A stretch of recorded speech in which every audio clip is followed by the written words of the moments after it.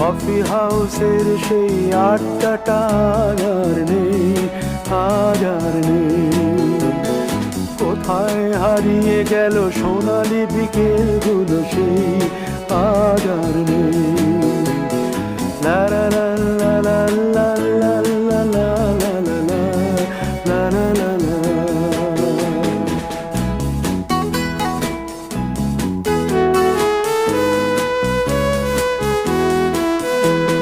নিখিলেশ প্যারিসে, মইদুল ঢাকাতে, নেই তারা আজ কোনো খবরে।